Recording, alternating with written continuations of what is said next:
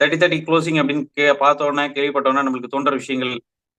நிறைய மக்களை வந்து பார்த்துக்கிட்டே இருக்கணும். ஒரு 20 பேர் 30 பேரை பார்க்குறோம் அப்படின்னா ஒருத்தர் க்ளோசிங் ஆகுறாங்கன்னா அப்போ 30 பேரை க்ளோசிங் ஆகிறது நம்ம எவ்வளவு மக்களை பார்க்க வேண்டியது இருக்கும் ஒரு மாசத்துக்கு அப்படின்ற விஷயம். 3 days 30 க்ளோசிங் பண்றோம் அப்படிங்கும்போது என்னென்ன தியாகங்கள் பண்ணணும், அது ஒரு தவம் மாதிரி. அதுக்கு நம்ம என்னென்ன தியாகங்கள் பண்ணும்போது நம்ம என்னெல்லாம் செய்யணும் அப்படிங்கறது எல்லாமே நம்ம லெசன்ல பார்த்தோம். அப்படி நம்ம செய்யும்போது நம்ம லைஃப்ல என்னெல்லாம் மாற்றங்கள் வரும் அப்படிங்கிற விஷயமும் நம்ம ரியலைஸ் பண்ணிக்கிட்டே வரோம் சார். 30-30 க்ளோசிங்கோட இம்பார்ட்டன்ட் என்ன அப்படின்றது இந்த லெசன்ல நம்ம ஆல்மோஸ்ட் கவர் பண்ணிடுவோம்னு நினைக்கிறேன். ஏன் 30-30 பண்ணணும், நெட்வொர்க் மார்க்கெட்டிங்ல 30-30 பண்ணல அப்படின்னா நம்ம டீமே இல்லாம போகிறதுக்கெல்லாம் வாய்ப்பு இருக்கு. ஸோ அதெல்லாம் இன்னைக்கு லெசன்ஸ்ல வரும். பேஜ் நம்பர் வந்து 683, லெசன் வந்து 7. எதுல ஜெயிக்கணுமோ 24 மணி நேரமும் அதையே நினைச்சிட்டு இருங்க, ஜெயிச்சுக்கலாம். இப்போ நமக்கு தெரிஞ்சுக்க வேண்டியது இந்த 30-30 எவ்வளவு பெரிய மதிப்பா இருக்கும், எவ்வளவு பெரிய மாற்றங்கள் உண்டு பண்ணும் அப்படின்றது தான். நீங்கள் யோசிச்சு தெளிவா அதை எழுதி வைங்க. அதுக்கப்புறம் அதுல எதுவும் மிஞ்சி போச்சு அப்படின்னா இதை பாருங்க. 30-30 க்ளோசிங் நம்ம பண்ணோம்னா எவ்வளவு பெரிய மாற்றங்கள் உண்டு பண்ணும், என்னென்ன விஷயங்கள்லாம் கிடைக்கும். 30 நாள் 30 க்ளோசிங் நம்ம பண்ணிட்டோம், என்னெல்லாம் நம்ம கம்பெனில கிடைக்கும். ஷார்ட் டைம்லேயே ஒரு நிறைய இன்கம் கிடைக்கும், ப்ரொமோஷன் கிடைக்கும், டீம் அதிகமாகும். ஒரு மாசத்துல 30 க்ளோசிங் பண்ணும்போது அடுத்து அந்த 30 பேர் நெக்ஸ்ட் மூவ் பண்ணும்போது நிறைய டீம் ஷார்ட் டைம்ல கிடைப்பாங்க. ஒரே ஒரு மாசத்துல 30 பண்ணும்போது இன்கம் அதிகமாகும். வீட்ல வந்து ஒரு மிகப்பெரிய நம்பிக்கை வந்து உருவாகும் சார். என்னமோ பண்ணிட்டு இருக்காங்கன்னு சொல்லி திட்டிகிட்டே இருப்பாங்க. ஏதோ ஒரு திடீர்னு ஒரு மாற்றத்தை உருவாக்கும் போது வீட்ல ஒரு ரெஸ்பான்சிபிலிட்டி கிடைக்கும். நம்ம பண்றதை பார்த்து நம்ம டீம்ல உள்ளவங்களும் பண்ணணும், அதுக்கு என்னெல்லாம் பண்ணணும்னு கேட்பாங்க. 30-30 க்ளோசிங்ல வந்து சக்சஸ் ஆனோம்னா நம்மளுக்கு இன்கம் வரும். பட் நம்மளுக்குள்ள பெரிய பெரிய கோல்ஸ் எல்லாம் நம்ம வந்து நிச்சயமா வெற்றி பெற முடியாது முடியுமா. அது வீடு மட்டும் இல்ல, அக்கம் பக்கத்துல எல்லாருமே நம்மளை வந்து ஒரு நல்ல மதிப்பு கொடுப்பாங்க. அது மூலியமா நம்ம அடுத்த ஃபர்தரா போகலாம். நிறைய அனுபவங்கள் கிடைக்கும். ஃபாலோஅப் வந்து கடைசி எண்டு அவங்க போற வரைக்கும் போட்டாலும் தெரியுற வரைக்கும் ஃபாலோஅப்ல இருக்கணும் அப்படின்ற விஷயத்துல சார். நிறைய பேர் லைஃப் மாத்தக்கூடிய ஒரு லைஃப் இந்த கிடையாது. கம்பெனி போனஸ் 30-30 பண்ணா ஒரு போனஸ் கிடைக்கும் இல்லையா, அது லெவல் நீங்க எதிர்பார்த்த லெவல் அடையலாம். அப்ஃப்ரண்ட் நீங்க நிறைய விஷயங்கள், நிறைய பணம் உடனே கிடைக்கும், கஸ்டமர் அதிகமாக கிடைப்பார்கள். 30-30 பண்றதுக்கு அப்புறம் ஒரு வருஷத்துல என்னெல்லாம் நடக்கும், லைஃப் டைம் எவ்வளவோ பெரிய மாற்றத்தை உண்டு பண்ணும். 30-30 பண்ணதுக்கு அப்புறம் எந்த ரேங்க்ல நீங்க வருவீங்க, இது எல்லாமே நீங்க கண்டிப்பா யோசிக்கணும், பேசணும், விஷுவலைஸ் பண்ணணும், எழுதணும். அந்த ஒரு பெனிஃபிட் உங்க லைஃப்ல ஒவ்வொரு நாளும் ஒவ்வொரு விஷயத்திலையும் எப்படியெல்லாம் உதவி பண்ணணும், அப்படி நடந்தா எப்படி இருக்கும்னு யோசிச்சு பார்க்கணும். அப்படி நடக்கும்போது அப்படின்னு நம்பணும், அப்படி நடக்க போகுது அப்படின்னு நம்பணும். இதெல்லாம் தான் உங்களை நடத்தி காட்ட வைக்கும். நடத்தி காட்டிய பிறகு உங்களை மக்கள் எப்படி பார்ப்பாங்க, உங்களை ஒரு தலைவராக பார்ப்பாங்க. உங்களை பார்த்தாலே பிடிக்கும், உங்களை பார்த்தாலே ஒரு நேர்மறை எண்ணம் வரும், உங்க கூடவே இருக்க ஆசைப்படுவாங்க. உங்களுக்கு ஒண்ணுனா எது வேணும்னாலும் செய்வாங்க, உங்களை பற்றி பெருமையா பேசுவாங்க. இவர் என் டீம் லீடர்னு சொல்லுவாங்க, என்னோட அப்ளைன்னு சொல்லுவாங்க. ஒரு மதிப்பு மரியாதை கூடும். இந்த மாதிரி ஏகப்பட்ட விஷயங்கள் இருக்கு. இந்த விஷயத்த உணருங்க. உங்க டீம்ல யாருக்கு என்ன மாதிரி விஷயங்கள் எப்படி எப்படி எல்லாம் மாற்றங்கள் உண்டு பண்ணும், இதை ஆணித்தனமா நம்புங்க, அதை விஷுவலைஸ் பண்ணுங்க. ஸோ விசுவலைசேஷன் எவ்வளவு இம்பார்ட்டன்ட் அப்படின்றது இதுல டீட்டெயிலா சொல்லியிருப்பாங்க. Company bonus, level of friend, customer, income, life time, இதை தாண்டியும் வேற என்னென்ன விஷயங்கள் நம்மளுக்கு வந்து ஒரு பாசிட்டிவ் எனர்ஜி கிடைக்கும், நம்ம சீக்கிரமா நெகட்டிவ் ஆகாம இருப்போம். ஸோ 30-30 க்ளோசிங் பண்ணணும், என்னென்ன விஷயங்கள் கிடைக்கும் அப்படின்ற விஷயங்கள் நம்மளுக்கு விசுவலைஸ் பண்ணாதான் நம்மளுக்கு கிடைக்கும். அதை கோல் கார்டில் எழுதணும், என்னென்ன கமிட்மெண்ட் இருக்கோ அதை நினைக்கணும். இப்போ நம்ம ஆரம்பத்தில் பார்த்த ஸ்டோரி மாரி 24 ஹவர்ஸும் அதை நினைச்சாதான் இதுல அடுத்தடுத்த ஸ்டெப்ஸ் பண்ண வேண்டிய விஷயங்கள் நம்மளுக்கு கிடைக்கும். அந்த விஷயங்களை நம்ம ஞாபகத்தில் வச்சுக்கலாம். வந்து டீம் மெம்பர்ஸும் நம்ம கூட தொடர்ந்து கண்டிப்பா நம்ம கூட டிராவல் பண்றதுக்கும் ஹெல்ப்ஃபுல்லா இருக்கும். எஸ், நெக்ஸ்ட் ஸ்டார்ட் படிக்கலாம். ஏன் 30-30 சொல்றோம், ஏன் 10 சொல்ல மாட்டேங்கிறோம், ஏன் 20 சொல்ல மாட்டேங்கிறோம், ஏன் 50 சொல்ல மாட்டேங்கிறோம்? ஒரு விஷயம் நல்லா ஞாபகம் வைக்கணும். லா ஆஃப் ஆவரேஜ், சராசரி விகிதம் தெரியணும்.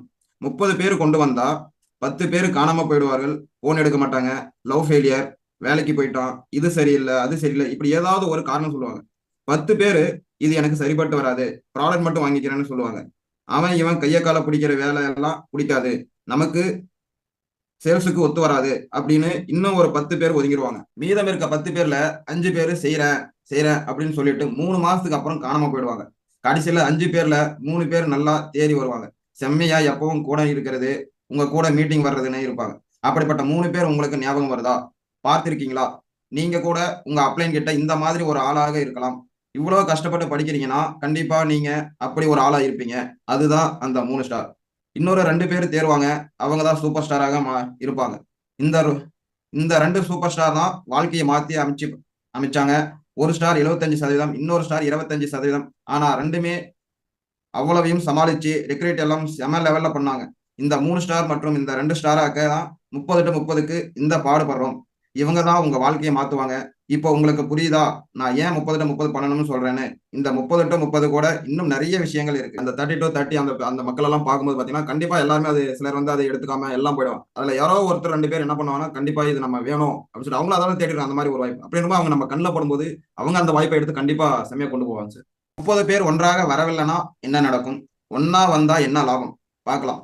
இந்த 30-30 ஒரு வருஷத்துல பண்ற ஆளா, 3 வருஷத்துல பண்ற ஆளா, 5 வருஷத்துல பண்ற ஆளா நீங்க இருந்தா சராசரி என்ன இருக்கும்? இதே மாதிரி நீங்க இருந்தா என்ன ஆகும்? 10 பேர் காணாம போயிடுவாங்க. 10 பேர் இது எனக்கு சரிப்பட்டு வராது, ப்ராடக்ட் மட்டும் வாங்கிக்கிறேன்னு சொல்லுவாங்க.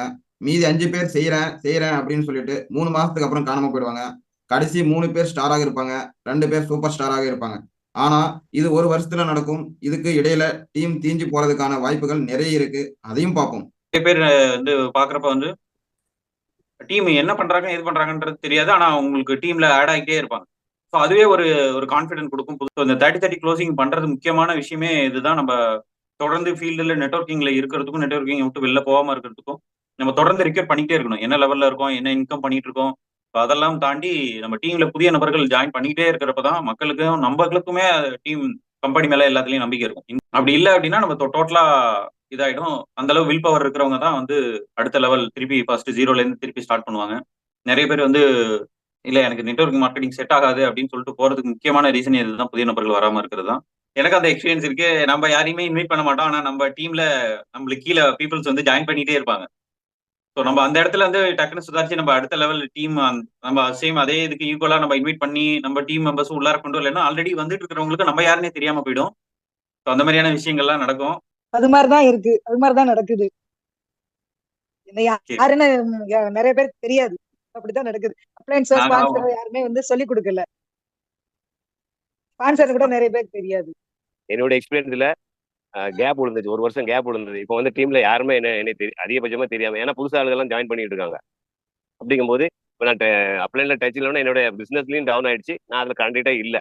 அப்படிங்கும்போது அப்ளைன் நீங்க எப்போ கூட வச்சுக்கிட்டு இருக்கீங்களோ அப்பதான் உங்களுக்கு அந்த எர்த்திங் கிடைச்சிட்டு இருக்க மாதிரி இருக்கும். உங்களுக்கு அந்த வேலை செய்யறதுக்கு ஒரு உற்சாகம் கிடைக்கும். அப்ளைன் இல்லைன்னு வைங்களேன், அப்ளைன் பேச்சை கேட்கல, இல்லைன்னா அவங்க செய்யறது அவங்களோட டச்சில் இல்லைன்னா நம்ம பிசினஸ் டவுன் ஆகும். நீங்க 30-30 க்ளோசிங் பண்ணாலும் அப்ளைன் இல்லாம ஒன்றும் பண்ண முடியாது அப்படின்னு என்னோட எக்ஸ்பீரியன்ஸ். நம்ம டீம்ல வந்து நம்ம இல்ல நம்ம ஐக்கியூவா இல்ல நம்ம புதுசா நம்ம டீம் மெம்பர்ஸ் கொண்டு வரல அப்படின்னா நம்ம யாருன்னே டீம் மெம்பர்ஸ்க்கு தெரியாம போயிடும். ஜாயின் பண்ணேன். ஏன்னா எனக்கே அந்த நெட்வொர்க் மேல என்னன்னு தெரியாத சமயத்துல நம்ம ஜாயின் பண்ணேன். ஆனா ஜாயின் பண்ணதுக்கு அப்புறமா வந்து பாத்தீங்கன்னா 6 மந்த் சூப்பரா போச்சு. 6 மாசத்துக்கு அப்புறம் பாத்தீங்கன்னா அந்த டீமே அதுல ஹெட் அதுல வந்து அப்ளைன் ஒருத்தங்க இருந்தாங்க, அவங்களும் வந்து போயிட்டாங்க. அவங்களுக்கு மேல இருந்தவங்களும் போயாச்சு, எல்லாருமே போயாச்சு. மறுபடியும் வந்து நாங்க வேற டீம்ல போய் ஜாயின் பண்ணி அதுக்கப்புறம் தான் மறுபடியும் அப்போ வந்து அந்த இடத்துல பாத்தீங்கன்னா எனக்கு நெட்வொர்க் மேல இருக்கிற நம்பிக்கை குறைஞ்சிச்சுதான், இல்லன்னு சொல்லல. ஆனா அந்த சமயத்துலதான் எம்என்ஜி ஆடியோ கேட்க ஆரம்பிச்சதுக்கு அப்புறம் பாத்தீங்கன்னா மறுபடியும் இல்ல ஏதோ ஒண்ணு நம்ம நுழைஞ்சுக்கிட்டோம். நுழைஞ்சதுக்கு அப்புறம் நம்ம இன்னொரு டீம்லயாவது போய் அதை மறுபடியும் பில்ட் பண்ணணும் அப்படிங்கறதுல ஸ்ட்ராங்கா இருந்ததுனால இப்ப வரைக்கும் ஏதோ போயிட்டு இருக்கு, டீம் போயிட்டு இருக்கு. இப்போ மாஸ்டரோட ஆடியோஸ் எல்லாம் கேட்டதுக்கு அப்புறமா தான் வந்து நம்ம டீமை எப்படி டெவலப் பண்ணணும்னு ஒரு இன்ட்ரெஸ்ட். அதுவும் இன்னைக்கு ஜாயின் பண்ணதுக்கு அப்புறம் பாத்தீங்கன்னா ஃப்ரெஷ்ஷா ஜாயின் பண்ணிருக்கேன். ஜாயின் பண்ணதுக்கு அப்புறம் பாத்தீங்கன்னா இந்த க்ளோசிங் பத்தியான ஒரு நாலேஜ் எனக்கு கிடைச்சிருக்கு. இப்போ நம்ம வந்து இன்னும் எக்ஸ்ட்ராவா செய்யணும் அப்படிங்கிற எண்ணம் வந்திருக்கு. Thank you sir. ஸோ இந்த விஷயங்கள் நம்மளுக்கும் நடக்கும். ஸோ நம்ம ஒர்க் பண்றோமோ பண்ணலையோ நம்ம அப்ளைன் ஒர்க் பண்ணிக்கிட்டே இருப்பாங்க. ஸோ நம்மளுக்கு வந்து நம்ம ஒர்க் பண்ணல அப்படின்ற ஒரு எண்ணம் வரும். நம்மளுக்கு டீம் க்ரோத் ஆயிட்டு இருக்குன்றதும் தெரியும். டீம் மெம்பர்ஸ் யாரு, நம்ம டீம் மெம்பர்ஸ் யாருன்னே நம்மளுக்கு தெரியாதுன்ற ஒரு ஃபீல் வரும். ஸோ அந்த இடத்துல நம்மளுக்கு வந்து நம்ம தான் வேலை செய்யல அப்படின்ற எண்ணங்கள்லாம் வரும். இந்த 30-30 க்ளோசிங்ல இன்னும் மெயினான விஷயங்கள், ஏன் இது பண்ணணும், இது பண்ணல அப்படின்னா என்னென்ன விஷயங்கள்லாம் கிடைக்காது அப்படின்ற விஷயங்கள்லாம் அடுத்தடுத்து நம்ம படிக்க வருவோம்.